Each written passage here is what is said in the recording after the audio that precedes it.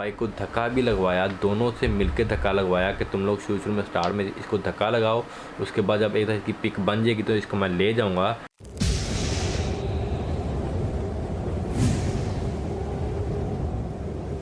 लेकिन टेंट जो सा है वो मैंने लड़के को बोला दूसरे को कि तुझे ही टेंट कैरी करना पड़ेगा, मैं तो टेंट कैरी नहीं कर सकता हूँ। उसके ऊपर उसने थोड़ी सी बहस की, लेकिन आखिरकार जब फिर मेरी उसके साथ थोड़ी सी एक क्लैश एक हो गया वहाँ पे कि तुम लोगों को ये टेंट कैरी करना पड़ेगा, तो फिर आखिरकार वो लड़का मान गया कि ठीक है मैं ये टेंट कैरी करूँगा। उसके बाद ये सारी डिस्कशन में रात होगी, बारिश हो रही थी, हम लोगों ने बोला कि चलो अब ऐसा करते हैं कि हम लोग खाते हैं खाना, ताकि खाना खाएं एक दफ़ा थोड़ा सा सुकून आए, उसके बाद माइंड फ्रेश होगा, फिर आगे का सफ़र जो है वो करेंगे। रात को यहाँ पे टेंट नहीं लगाएंगे। टेंट इसलिए नहीं लगाएंगे कि टेंट हम लोगों को लगाना ही नहीं आता है ठीक से। टेंट चच्चू का टेंट था और चच्चू ही उसको बेहतर समझते थे, मैं तो उसको ज़्यादा कुछ समझता नहीं था। काफ़ी बड़ा टेंट था, उसको लगाना इतना ईजी नहीं था, तो मैंने बोला कि टेंट लगाने से बेहतर है कि हम लोग टेंट ना लगाएं और हम लोग रात में जो होता है इस यहाँ से निकल जाएं। अगर रात को बारिश हो जाएगी तो बहुत ज़्यादा सर्दी हो जाएगी, हम लोग का सर्वाइव करना शायद मुश्किल हो जाए, क्योंकि कुछ लोगों के पास स्लीपिंग बैग भी इतने अच्छे नहीं है कि वो ज़्यादा सर्दी में अच्छा काम कर सकें। तो एम कोई लड़का बीमार हो जाएगा, तो बेहतर यह है कि हम लोग रुके ना और हम लोग चलते जाएं। इसने में बोला कि चलो कुछ खाते तो हैं, सालन हमारे पास है, एक डब्बा खोलते हैं, रोटियां निकालो खाएं। वो रोटी एक दूसरे पे डाले, दूसरा तीसरे पे, तीसरा चौथे पे, और पता चला कि जी वो जो सी रोटियां हैं वो रास्ते में ही कहीं गिर गई हैं। तो अब तो कुछ समझ ना आया कि यार चलो अब भूख लग रही थी, रोटियां भी नहीं है, अब सालन ऐसे ही कैसे खाएं।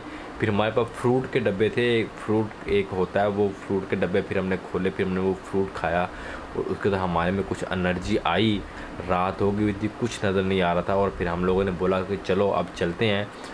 और जैसे ही हम लोग वहाँ से चले, तकरीबन कोई मैक्सिमम भी कोई मेरा ख्याल है कोई 10 मिनट के बाद ही एक ऐसी एक हाइट आई, एक ऐसी चढ़ाई आई, वहाँ पे जाके मेरा बाइक तो बिल्कुल भी नहीं चल रहा था। उसकी रीज़न सिर्फ़ और सिर्फ ओवर वेट था, मेरे पास वेट बहुत ज़्यादा था। उस वेट ने जो है वो मुझे इस चीज़ के ऊपर मजबूर कर दिया कि मैं सरेंडर कर दूँ और कह दूँ कि भाई मैं तो नहीं जा सकता। लेकिन उसी जगह के ऊपर जिस बंदे को मैंने टेंट पकड़ाया हुआ था उसकी बाइक भी नहीं चढ़ रही थी, हम दोनों बंदे वहीं पे फंस गए।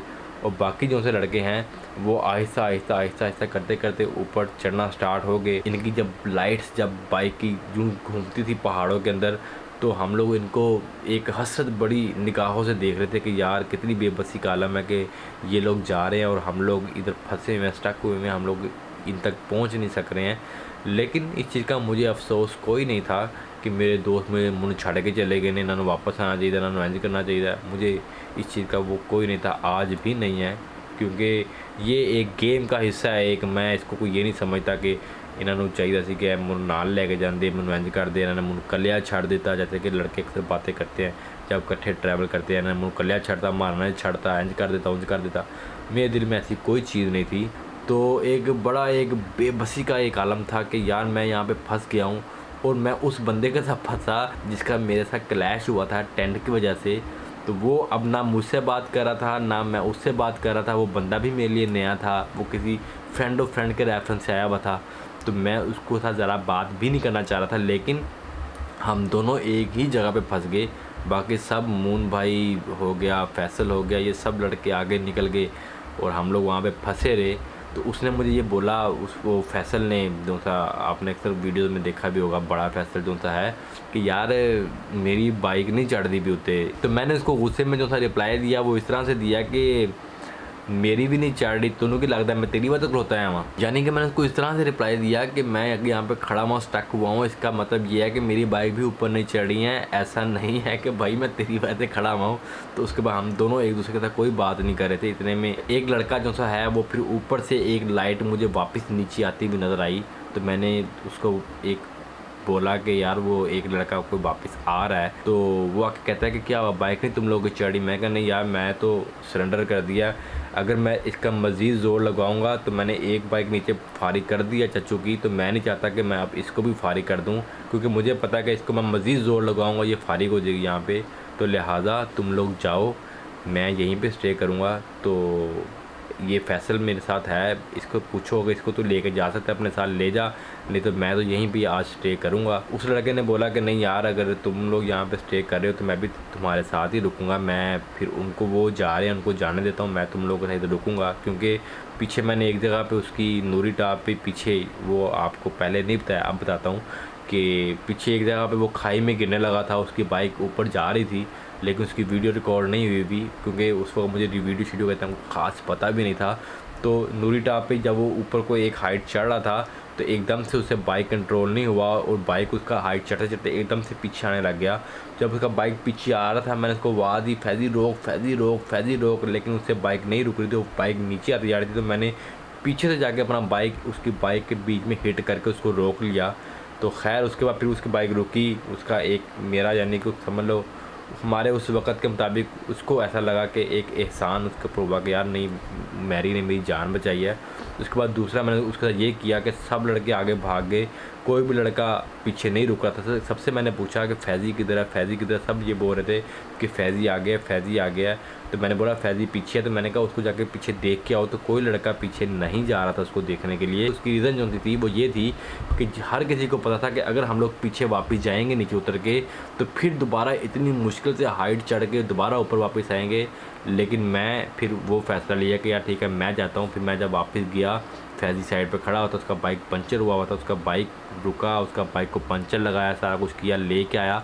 तो इस वजह से उसको इस चीज़ का एहसास था कि नहीं, मैं अगर तुम लोगों के साथ ये मसला हुआ है तो मैं तुम लोगों के साथ यहीं पे रुकूंगा। फैज़ी, मैं और फैसल ने फिर जो है वहाँ पर रात गुजारी, रुके।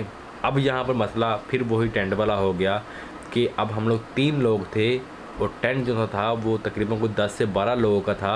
अब 3 लोगों के लिए हम लोगों को इतना बड़ा टेंट लगाना था, तो इस चीज़ की कोई समझ नहीं आ रही थी कि यार अब इतना बड़ा टेंट हम सिर्फ़ और सिर्फ 3 लोगों के लिए लगाएं। तो ये भी एक आपको बताने वाली चीज़ थी। इसलिए ट्रैवल में कभी भी टेंट जो है उसको शेयर मत करें। अगर यहाँ पर हमारा अपना टेंट होता हमारे पास तो हम लोग आराम से easily just in a minute हम लोग अपना टेंट लगाते और सो जाते। लेकिन इतना बड़ा टेंट होने की वजह से हम लोग टेंट नहीं लगा सके, तो मजबूरन हम लोगों को ओपन सोना पड़ा अपने स्लीपिंग बैग में। रात सारी बारिश होती रही, अजीब अजीब आवाज़ें आती रहीं, पता नहीं क्या क्या कुछ होता रहा। कभी बारिश होने लग जाती थी, कभी पता नहीं क्या होने लग जाता था, कभी ऐसा लगता है जैसे पता नहीं कुछ चल के आ रहा है, कभी कुछ था पता नहीं क्या क्या था, वो नज़र भी कुछ नहीं था आ रहा। हमारे पास इतना कोई अच्छा कोई लाइट सिस्टम नहीं था, थके हुए थे, ज़ोर लगा लगा के गीले हो गए हुए थे। स्लीपिंग बैग मेरा अच्छा था लेकिन गीला जब हो जाता तो फिर उसने क्या काम करना था, कुछ भी काम नहीं था करना। तो सोते थे आहिस्ता आहिस्ता आहिस्ता, जैसे स्लिप हो जाते थे, नीचे को चले जाते थे, फिर उठते थे, फिर ऊपर आते थे, फिर वहाँ पे बिछाते थे। फिर बारिश की वजह से मट्टी जब स्लिप होती थी फिर आहिस्ता आहिस्ता स्लिप हो के नीचे चले जाते थे। तो वो रात सारी हम लोगों ने खैर इसी तरह से करते करवाते गुजार दी। बड़ी एक अच्छी रात थी, बड़ा एक एडवेंचर वाली रात थी, एक यादगार रात थी वो मैं सल्यूट करता हूँ अपने सब दोस्तों को जिनकी वजह से हम लोग उस रात को हम लोगों ने एंजॉय किया, जो हमने छोड़ के भागे या जो भी कह सकते हो, गेम में हम लोगों को एक मज़ा दिया। सुबह हुई तो जनाब फिर हम लोगों ने फ़ैसला किया कि चलो जी अब हम लोग सब मिलके तीनों चलेंगे।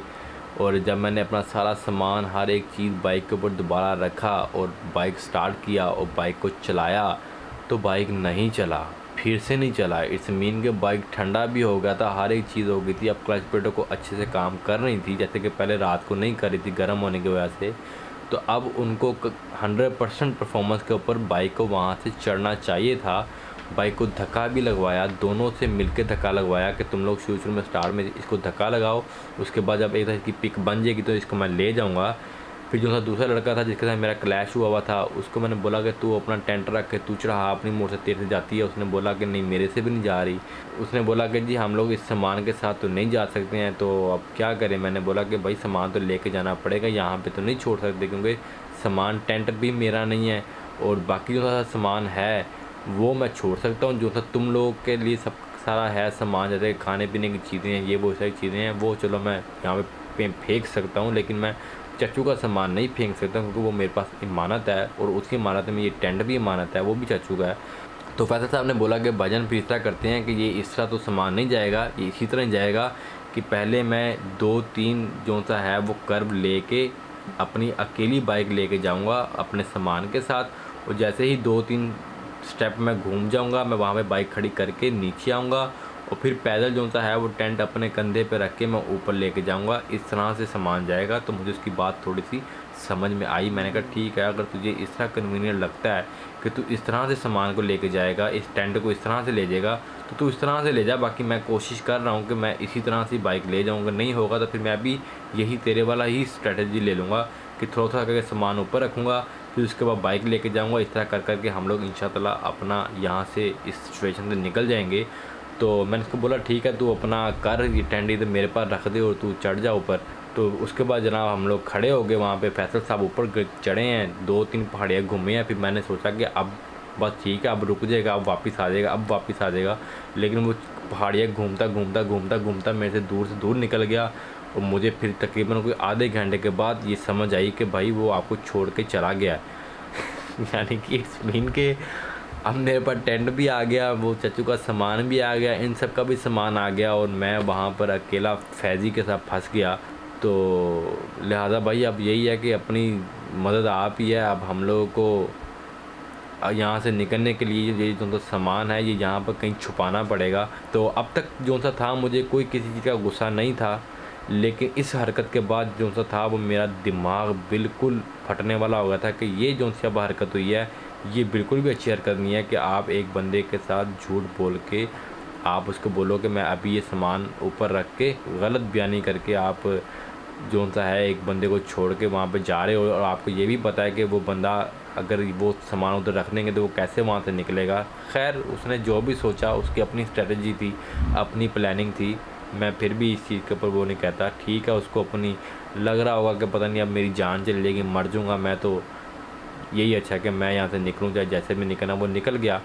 फिर मुझे यही समझ में आई कि पहले तो वही सामान ही चढ़ रहा था, तो अब मैं ये सारा सामान लेके कैसे जाऊँगा। तो फिर आखिरकार मैंने यही फ़ैसला लिया कि अब जो है मैं चच्चू का सामान और ये टेंट दोनों कहीं इधर पत्थर के पीछे छुपा के तो अपने सामान के साथ जो सा है वो आगे निकलता हूँ। इसके अलावा हाल कोई नहीं है। मैंने अपना सामान साथ छुपाया, पीछे चच्चू का टेंट छुपाया, अपना सामान बाइक के ऊपर रखा और फैज़ी को बोला कि चल फैज़ी निकलें। एक और बात बता चलूँ कि इस सारे मामले में वो जो फैसल जो था हमें छोड़ के गया, उसमें हमारा फैज़ी का बाइक भी पंचर था। जब हम लोग सुबह उठे उसका बाइक पंचर था, उसके बाइक को पंचर लगाना था। वो पंचर का जो था सामान था वो भी सारा फैसल के पास ही था, यानी कि वो टेंट भी छोड़ के चला गया और जो था पंचर का सामान था वो भी साथ में लेके चला गया, और मेरे पास सिर्फ हवा भरने वाला पंप था। तो फिर मेरा मज़ीद और गुस्सा आ गया कि भाई इसको इतनी नहीं है कि यार चलो मैं अगर जा ही रहा हूँ तो मैं इनको पंचर का सामान तो देता जाऊँ, ये पंचर लगा के ख़ुद तो आ जाएँ। यही हाल था कि हम लोगों ने सामान छोड़ा चच्चू का वहाँ पे, टेंट छोड़ा वहाँ पे, और फैज़ी की जो थी मोटरसाइकिल थी उसको हवा भर भर के हम लोगों ने चलाना स्टार्ट कर दिया। चलाया चलाया चलाया, लेकिन आखिरकार एक वक्त ऐसा आया कि उसमें को 7-8-9 पंचर हो गए। फिर उसमें हवा भरते थे, हवा भी नहीं भरी जा रही थी। फिर करते रहे, सफ़र गुजरता रहा, लेकिन एक वक्त आया कि फिर टायर ने बिल्कुल जवाब दे दिया। उसमें को 7-8 पंचर हो गए, अब उसमें हवा भी नहीं रुकता था। फिर मैंने फैज़ी को एतमाद में लिया कि भाई अब जो है पंचर का सामान भी लिया, हमारे पास टूल्स भी नहीं है, तो अब तो कुछ भी नहीं हो सकता है, अब आपको यहीं पे रुकना पड़ेगा। तो लिहाजा मैं अब जाऊंगा नीचे जलखड़ में, और फिर वहाँ से जाके कोई ट्यूब लेके आऊँगा या फिर कोई ना कोई मदद लेके आऊँगा, तो यहाँ से लेके जाऊँगा। तो मैं इंशाअल्लाह थोड़ी ही देर में वापस तेरे पास यहाँ पे पहुँच जाऊँगा। वो मान गया कि ठीक है मैं यहाँ पे रुकता हूँ, तो तू आ जा दोबारा, सारे टूल्स वगैरह हर एक चीज़ लेके। फिर जलखड़ पहुंचा। जलखड़ जाके सबसे पहले मैंने बड़े फैसले को पकड़ा, और फिर बड़े फैसले साहब ने जो सी स्टेटमेंट दी वो या वहाँ पर ये दी, जो सी मेरी जो थ्योरी है उसके मुताबिक मैंने ये आज तक सुना है कि पहले अपनी जान बचाओ तो फिर किसी दूसरे की जान बचाओगे। तो मैंने इस थ्योरी को यहाँ पे अपने इस के मुताबिक जो है तुम लोगों को वहाँ पर अकेला छोड़ दिया कि पहले मैं अपनी जान बचाऊंगा तो फिर तुम लोगों को बचा लूँगा। फिर मैंने फैसल को ये सज़ा दी। मैंने बोला कि भजन अब आपकी ये सज़ा है कि आप यहाँ से जीप करवाएँ और वो टेंट भी वहाँ से उठा के लेके आएँ, शेयरिंग वाला सामान वहाँ पे छोड़ के आया हूँ वो भी आप जाके वहाँ से लेके आएँ। और इसके अलावा रास्ते में आपको फैज़ी मिलेगा वहाँ पे बैठा हुआ, उसका आप पंचर का सामान भी साथ ले आए थे, उसको भी साथ में जीप में डाल के लेके आएँ। तो तब तक मैं जो है यहाँ पे करता हूँ रेस्ट, सोता हूँ और अपनी थकावट उतारता हूँ, और उसके बाद जब मैं सो के उठूँगा तो फिर देखेंगे आगे क्या करना है। फिर मैं सो गया वहाँ पे, वो फैसल भाई गए और फैज़ी का जो सा है वो 1 to 5 और फैज़ी को जो सा है वो जलखट में ले आए। और इस तरह से जो सा हमारा था नूरी का एडवेंचर वो हुआ ख़त्म। बड़ा अच्छा एक यादगार एडवेंचर था। सबको बोलूँगा भाईजान, नूरी एक ऐसी ज़बरदस्त चीज़ है कि जो सी आपको बहुत मज़ा देती है। मैंने 2017 में किया था, उसके बाद अब तक नहीं किया। और जिसने एडवेंचर करना है, उसका मज़ा लेना ट्रैक का, वो शारदा से जलखट जाए, ना कि जलखट से शारदा आए। अब मुझे इस वक्त नूरी टॉप के रोड की इतनी कोई ख़ास रिपोर्ट नहीं है। सुना है कि वहाँ पे सोलिंग डली हुई है। सोलिंग का मतलब ये है कि उन्होंने पत्थर बिछा दिया वैसा सड़क के ऊपर काफ़ी हद तक। तो अब पता नहीं वो एडवेंचर है नहीं है। अब शायद कभी इंशाअल्लाह इन फ्यूचर कोई भी प्लान बनेगा तो फिर दोबारा देखेंगे कि अब नूरी की क्या सूरत हाल है। ओके, तो अब तक जो सी है मैंने आपको स्टोरी सुना दी है। तो तीसरे दिन का जो सा है हम लोग अब स्टार्ट करेंगे जलखड़ से। कितने दोस्त आगे गए, कितने दोस्त वापस गए, चच्चू का क्या बना, ये सारी जो सी है स्टोरी इंशाअल्लाह अगले ट्रैवल में डालूँगा। अगले ट्रैवल में नांगा पर्वत भी आएगी इंशाअल्लाह। उम्मीद करता हूँ कि नांगा पर्वत अगले ट्रैवल में आ जाएगी। तो पूरे का पूरा सीरीज़ देखो, ये रिवाइंड वाली आप लोगों के लिए बहुत हेल्पफुल होंगी, क्योंकि इसमें जितना भी हमारा एक्सपीरियंस था वो सब आप लोगों के साथ शेयर होगा। तो चीज़ों को आप लोग समझेंगे, जो सी मुश्किलें आती हैं, जो सी हमने अपने एक्सपीरियंस में चीज़ें देखी, जो सी चीज़ें गलत की, वो सारी आपको बताऊंगा इंशाअल्लाह। नेक्स्ट ट्रैवल व्लॉग में मिलते हैं। तब तक के लिए अल्लाह हाफिज़। सब अपना ख्याल रखिएगा, भाई को दुआ में याद रखिएगा। खुदा हाफिज़, बाय बाय, अल्लाह हाफिज़, टेक केयर, बाय। इस तरह जब 3 लोग आपके ग्रुप में से निकले, उन्होंने बोला कि हम लोग वापस जा रहे हैं। रात को ही उन्होंने बोल दिया कि हम लोग सुबह उठेंगे और वापस चले जाएंगे। तो अब चच्चू की टेंशन एक तरफ, ये 3 बंदों की, एक ने तो जाना ही था, 2 बंदों की टेंशन दूसरी तरफ, और तीसरा हम लोग को ये डिसीजन लेना कि अब हम लोग को क्या करना चाहिए, आगे जाना चाहिए